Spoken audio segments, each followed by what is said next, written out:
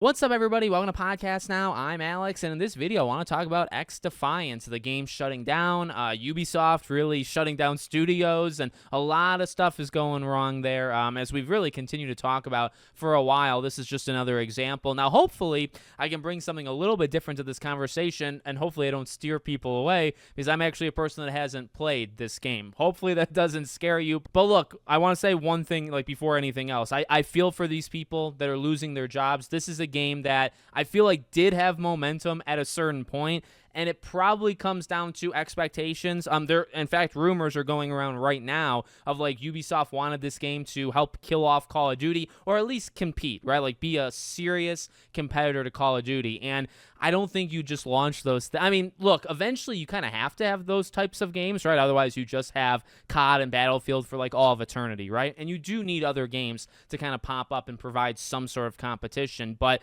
most times it's going to fail. And that's kind of where I want to go, with this video. Not to make it all about failure, but this stuff is hard. And number one, again, I feel for the people that lost their jobs. It sounds like about 177 people, 77, 180. I've seen different people say 2 different studios. I think half, by the way, so it's really almost 400 people, but half of them are going to be moving to other projects. So the studios are done, half the people are being just let go in general, and then the other half will move on to other Ubisoft teams. So you hate to see it, especially because I do think, I don't want to jinx it, things have somewhat calmed down. We definitely aren't getting layoffs every day. It felt like we were getting layoffs daily or weekly for a year straight. And it has, I think, calmed down. We'll see if it continues to calm down or maybe it escalates again. But also, it's right by the holidays. This is a bad time, right? I mean, they get their severance pays and all that jazz, but it's a bad time, I think, to be laid off right before Christmas, right before New Year. So I do feel for those people. Something I've talked about before with games like Concord and other things. I'm not saying,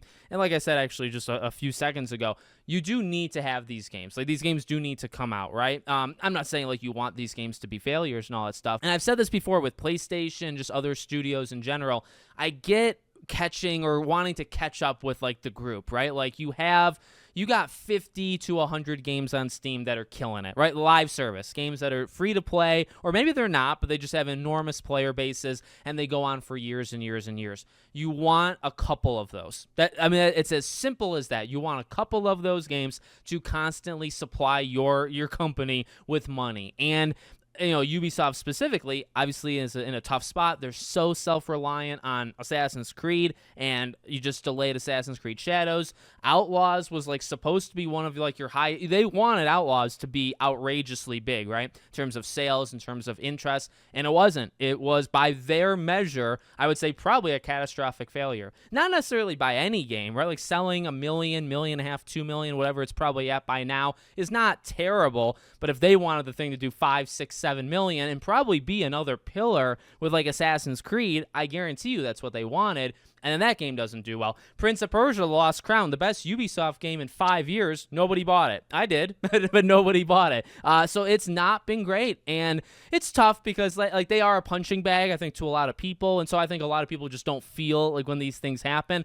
I think you can have whatever, issues you want with different companies. I'm not here to tell you what to say or do or think. That's not kind of my style. But I will say, there's a lot of people that work for Ubisoft, 10,000 plus, and a lot of them are just grinding, right? Day to day, they have nothing to do with it. They help make maybe some mediocre games that you've played, but they're not, they're not in charge. They're just a cog in the machine, and that could be actually part of the reason why this is not working, I think, for Ubisoft. But regardless, going back to XDefiant, well, it's kind of just another branch of it, right? I think you almost have to make a conversation about it, about Ubisoft in general, because XDefiant just kind of completes that arc, right? You have the Skull and Bones, and you know how that worked out. Then you have Star Wars Outlaws, then you have Assassin's Creed, and wanting 10, 12 Assassin's Creed games in 5 years, and just this most recent one, is very 50-50, I think, on if it's going to actually be outrageously successful money-wise or not. I've always kind of thought it would sell well, but I'm kind of starting to self-doubt right now, so I don't know. But you have that situation, right? Again, Prince of Persia, while they tinker away with the Sands of Time remake, you have The Lost Crown, which I think it actually is a phenomenal game. It's just nobody bought it. So, okay, you have problems there. Then you have a free-to-play shooter that tries to do things a little bit differently. Again, I do think had some interest. This is coming from somebody that wasn't super interested, and I never actually tried it, but I do think people were into it or interested. And I think they said at some point, like, they had 10, 12 million unique players. Now, the issue with those kind of things, and probably what happened here, the wording always gets you, right? So when you have a game comes out and they say, oh, yeah, we have 15 million unique players. Well, okay.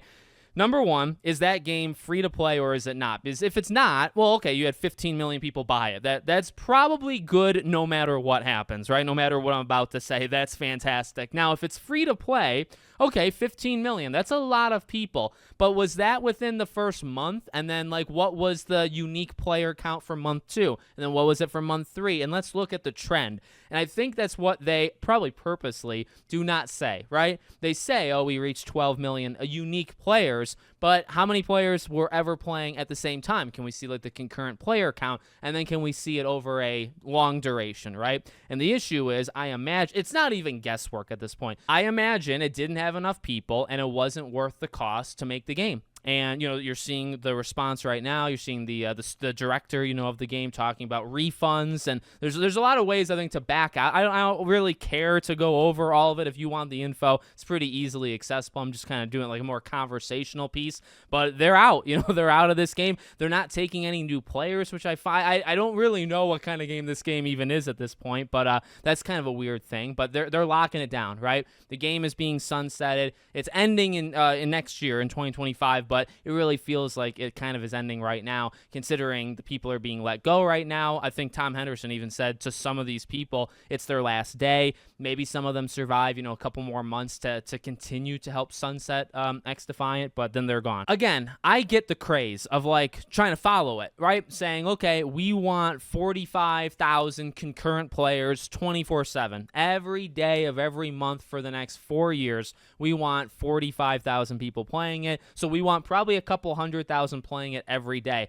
That's what the top 100 games on Steam get every single day, right? And it varies, obviously, depending on which number you're looking at, but they do extremely well. I get wanting to have 1 or 2 in there. And, again, like if you're a Sony, right? Helldivers kind of walks itself into there. And then you say, okay, well, can we get another? Can we do a Concord? Then that's how you cancel Naughty Dog doing The Last of Us, right? Or the Spider-Man game. If you go too crazy, and you're also working, by the way, in a game industry that's heavily volatile, that these games cost hundreds of millions of dollars, and it's truly just for a hope. You hope you're one of those top 100 games, because God forbid you're number 500 on that list, your game has failed. God forbid, by the way, you're number like 6,000. I've always said this, but it's a good time to say it again. There are thousands of these games that fail every year. Every year, there's so many games that come out that are trying to do this, trying to be in that top 100, 200, want a couple tens of thousands of people to play it concurrently at all times, because that means, they're going to go to the store and they're going to do the microtransactions. That's the goal. Do you know how many games fail? The reason that you can list off several games from the top 100 is because there's only a top 100, and it's very difficult for new games to break in. Now, again, and especially as time has gone on and I've had more time to reflect, I'm not saying that you shouldn't even try. Maybe at a point I said you shouldn't try. That was probably wrong. Yeah, you can try. I would want it too. I really would. I can understand how that's some money in Ubisoft's pocket. But the issue is when you have games that cost hundreds of millions and then they cost several tens of millions to just stay alive, right? The game came out, so you spent all that money, and now every day, every week, every month, you need those studios alive, you need them fully staffed, and you need constant update to that game, to XDefiant, right? So that's even more money. So now you're trying to make all that money back to create the game. You're trying to break in to a heavily oversaturated market, and also you have to make up the money that you're constantly spending on a month-to-month basis to keep the game alive. Chances are you're going to fail. Chances are against you, because you only have a couple 100 games that it works for, and then you have thousands upon thousands that it fails for. And so XDefiant's another game that it fails for. It just so happens that because of Ubisoft and obviously all these issues, not great. It compounds, right? They already had so many issues, and now you just kind of have another one. So let me know what you guys think about all this in the comments. Make sure, as always, you're subscribed to the channel, bell icon turned on, and I hope to see you all on the next one.